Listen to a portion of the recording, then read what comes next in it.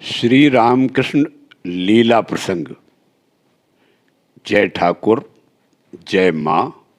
ओम शिव शिव शिव।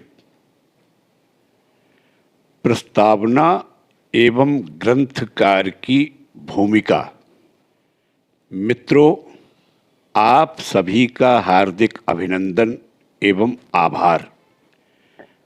मित्रों, श्री ठाकुर की प्रेरणा से श्री रामकृष्ण लीला प्रसंग की श्रृंखला आज से आरंभ हो रही है।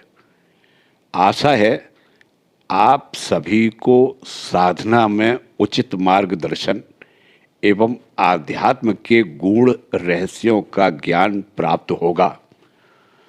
तो चलिए आरंभ करते हैं श्री रामकृष्ण लीला प्रसंग। आज कोई 136 वर्ष हुए जब श्री रामकृष्ण देव ने इस भौतिक संसार से विदा ली, किंतु उनके दैवी जीवन से निःसृत आध्यात्मिक स्रोत आज भी अपने पूर्ण वेग तथा प्रभाव से समस्त शिक्षित संसार में संजीवनी का संचार कर रहा है तथा अपने दिव्य आलोक से पृथ्वी के दोनों भूखंडों पूर्वार्ध एवं पश्चिमार्ध को आलोकित कर रहा है। भारत में ही क्यों, विदेशों में भी आज उनका नाम घर घर में व्याप्त है। नर नारियों के लिए आशा का प्रतीक है, सांत्वना का संबल है तथा आध्यात्मिकता का पवित्र मंत्र है।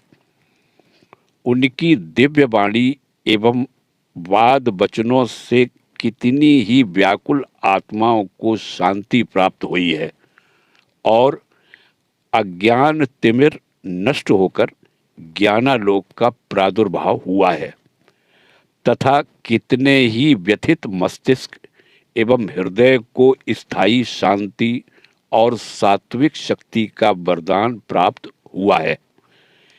कहने की बात नहीं, जिस महापुरुष की दिव्य जीवनी ने इतने अल्पकाल में ही अलौकिक रूप से मानव जीवन को प्रभावित कर इतना निर्मल बना दिया है, उसे पूर्ण रूप से समझने तथा आत्मसात करने में मानवता को कितना समय लगेगा, अनुमान करना कठिन है। भगवान श्री रामकृष्ण देव की महासमाधि के पश्चात उनकी जीवनी का वर्णनात्मक विवेचन उनके अनेक शिष्यों तथा उपासकों ने समय समय पर विभिन्न भाषाओं में प्रस्तुत किया है, परंतु इनमें से ऐसा वर्णन शायद कोई नहीं है जो यथासंभव पूर्ण या विस्तृत होता और जो इस दिव्य अवतार के अद्वितीय व्यक्तित्व को निखार पाता। निदान श्रीमद स्वामी शारदानंद जी महाराज ने इस महान कार्य को स्वयं अपने हाथ में लिया।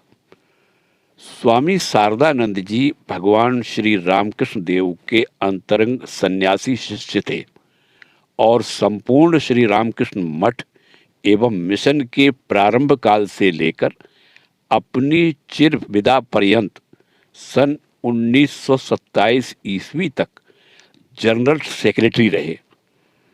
उन्होंने यह जीवनी श्री रामकृष्ण लीला प्रसंग बंगला भाषा में 5 खंडों में लिखी है। इसमें श्री रामकृष्ण देव की जीवनी के ऐसे कितने ही अप्रकाशित अंशों का समावेश है जो अन्यथा शायद हमें न मिल पाते। अतः प्रस्तुत ग्रंथ केवल विस्तृत ही नहीं, प्रामाणिक तथा अधिकृत भी है। मौलिक बंगला ग्रंथ श्री रामकृष्ण लीला प्रसंग का स्थान धार्मिक साहित्य में बहुत ऊंचा है। ईश्वरा अवतार एक दैवी व्यक्ति की जीवनी जो लाखों करोड़ों लोगों का उपास्य हो, स्वयं उन्हीं के किसी शिष्य द्वारा इस ढंग से शायद कहीं भी लिखी नहीं गई है। पाठकों को इस ग्रंथ में एक विशेषता यह भी प्रतीत होगी कि ओजपूर्ण तथा हृदयग्राही होने के साथ ही इसकी शैली आधुनिक तथा इसका संपूर्ण कलेवर वैज्ञानिक रूप से संजोया हुआ है।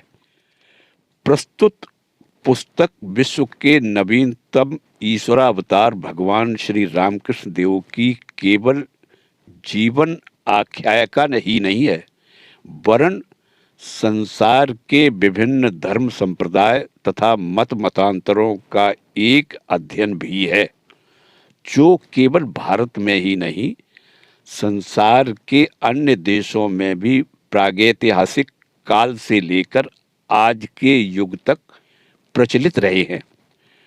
फलतः भगवान श्री रामकृष्ण देव की यह जीवनी धर्म एवं दर्शन का एक विशाल कोश है। ग्रंथकार की भूमिका। ईश्वर कृपा से भगवान श्री रामकृष्ण देव के बाल्य जीवन तथा उनके आविर्भाव के प्रयोजन का विस्तृत वर्णन प्रकाशित करने का हमें सौभाग्य प्राप्त हुआ है। विभिन्न व्यक्तियों से असंबद्ध रूप से श्री रामकृष्ण देव की बाल्यकालीन घटनाओं को सुनकर तद अनुरूप जो चित्र हमारे मस्तिष्क पर अंकित हुए हैं, उनसे आप सभी को परिचित कराने का यहाँ प्रयास किया गया है। श्री रामकृष्ण देव के भांजे श्री हृदयराम मुखोपाध्याय तथा भतीजे श्री रामलाल चट्टोपाध्याय प्रभृति प्रमुख महानुभावों ने इन घटनाओं के काल निर्धारण में यद्यपि हमारी बहुत कुछ सहायता की है, फिर भी कहीं कहीं व्यतिक्रम होने की संभावना रह गई है। इसका कारण यह है कि इन सज्जनों से हमें श्री रामकृष्ण देव के पिता तथा अग्रज आदि की जन्म पत्रिकाएं प्राप्त नहीं हो सकी। श्री रामकृष्ण देव के जन्म के समय उनके पिताजी की आयु 61-62 वर्ष की थी। श्री रामकृष्ण देव के अग्रज श्री राम कुमार जी उनसे 31-32 वर्ष बड़े थे। इतना ही कहकर उन्होंने समय का निर्देश किया है। श्री रामकृष्ण देव के जन्म वर्ष तथा तिथि में जो इस ग्रंथ में लिपिबद्ध है, किसी प्रकार के व्यतिक्रम की संभावना नहीं है। यह बात प्रस्तुत ग्रंथ के 5वें अध्याय महापुरुष का जन्म वृतांत से स्पष्ट हो जाएगी। श्री रामकृष्ण देव की निजी उक्ति से ही उसका निरूपण किया गया है। तदर्थ हम सब उनके विशेष कृतज्ञ हैं। इस ग्रंथ में वर्णित बहुत सी घटनाओं को उनसे ही हमें सुनने का सौभाग्य प्राप्त हुआ है। वास्तव में श्री रामकृष्ण देव की जीवन लीलाओं को आरंभ में लिपिबद्ध करते समय हमें यह आशा नहीं थी कि उनके बाल्य एवं यौवनकालीन घटनाओं का हम इस प्रकार विशद तथा क्रमबद्ध दर्शन करा सकेंगे। जो मूक को वाणी तथा पंगु को विशाल गिरि लंघन शक्ति प्रदान करने में समर्थ हैं, केवल उन्हीं की कृपा से यह संभव हुआ है। यह हृदयंगम कर हम उन्हें बारंबार प्रणाम करते हैं। अंत में निवेदन है कि इस ग्रंथ को सुनने या पढ़ने के पश्चात साधक भाव एवं गुरु भाव नामक ग्रंथ को सुनने या पढ़ने से श्री रामकृष्ण देव के जन्म काल से सन 1881 ईस्वी तक उनके मृत्यु काल तक उनके जीवन इतिहास का पूर्ण धारावाहिक परिचय प्राप्त हो सकेगा। विनीत ग्रंथकार स्वामी शारदानंद जी महाराज। जय ठाकुर, जय माँ।